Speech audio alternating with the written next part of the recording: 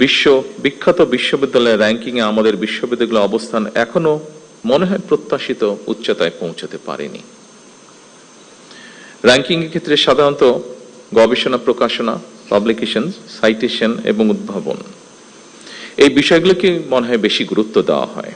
সেই ক্ষেত্রে আমাদের অবস্থান কোথায়, এই বিষয়গুলো নিয়ে আমাদের শিক্ষাবিদগণ নিশ্চয়ই আরো চিন্তা ভাবনা করবেন।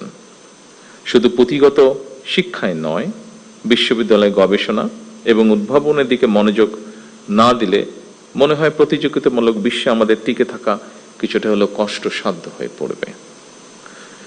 বিশ্ববিদ্যালয়ের উদ্ভাবন কিংবা গবেষণা কার্যক্রম এগিয়ে নিতে সরকার অর্থ বরাদ্দ দেবে, এটাই স্বাভাবিক। তবে আমি যতটুকু জানি, ব্রিটেন সহ বিশ্বের অনেক দেশই যারা বিশ্ববিদ্যালয় অ্যালামনাই, তাদের অনেকেই কিন্তু বিশ্ববিদ্যালয়ের গবেষণা এবং উদ্ভাবন কার্যক্রমকে এগিয়ে নিতে সাধারণত পৃষ্ঠপোষকতা করে থাকেন।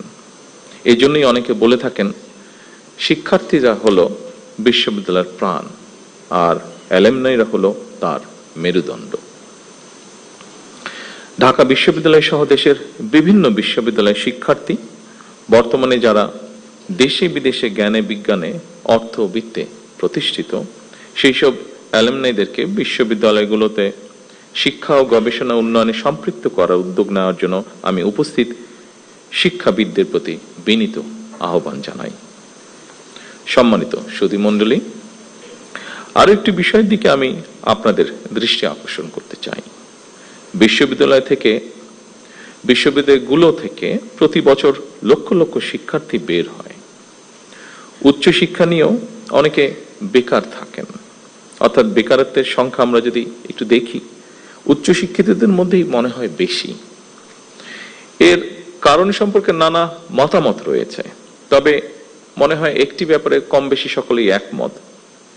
একাডেমিক শিক্ষা অর্জনের পাশাপাশি দক্ষতা অর্জন করতে না পারাই মনে হয় শিক্ষিতদের মধ্যে বেকারের হার বেশি হওয়ার কারণ, খুব সম্ভবত। এবং সেজন্যই বর্তমান সরকার মনে করে প্রাথমিক সিলেবাস থেকে শুরু করে উচ্চতর পর্যায় পর্যন্ত আমাদের শিক্ষা কারিকুলামগুলো একটু নতুন ভাবে সাজানো বোধহয় এখন সময়ের দাবি। নৈতিক মূল্যবোধ সম্পন্ন কর্মসূচি শিক্ষা ছাড়া বেকারত্ব নিরসন মনে হয় খুব সম্ভব হবে না। সময়োপযোগী শিক্ষা কারিকুলাম ছাড়াও বৈশ্বিক প্রতিযোগিতায় টিকে থাকা মনে হয় সম্ভব নয়। এই কারণেই বর্তমান সরকার একাডেমিক সিলেবাসকে সময় উপযোগী করার কাজ এর ভিতরেই হাতে নিয়েছে। সম্মানিত শিক্ষকবৃন্দ, সম্মানিত গবেষকবৃন্দ, বিশেষ করে উচ্চশিক্ষা ব্যবস্থাকে সময়োপযোগী করতে বর্তমান সরকার অ্যাপ্রেন্টিসশিপ, ইন্টার্নশিপ এবং ইন্ডাস্ট্রি একাডেমি এটার সহযোগিতা বাড়ানোর জন্য চেষ্টা বা উদ্যোগ গ্রহণ করছে।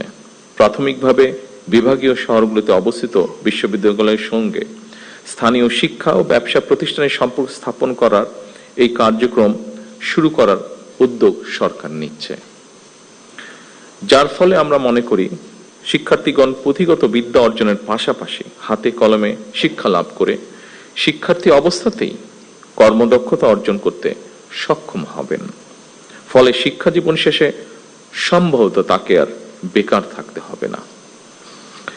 কলেজ এবং বিশ্ববিদ্যালয়ে ইনোভেটিভ বিজনেস আইডিয়া বাণিজ্যিকরণ করতে প্রতিযোগিতামূলক প্রক্রিয়ায় সিড ফান্ডিং বা ইনোভেশন গ্রান্ট প্রদান, এটারও আমরা উদ্যোগ নিচ্ছি এবং এর উদ্দেশ্য ক্যাম্পাস থেকেই ব্যবসায়িক উদ্যোক্তা তৈরি করা। ফলে এই উদ্যোক্তারা নতুন এবং সৃজনশীল ব্যবসায়িক ধারণা বাস্তবায়ন করে দেশের অর্থনীতিতে নিশ্চয়ই অবদান রাখতে সক্ষম হবেন।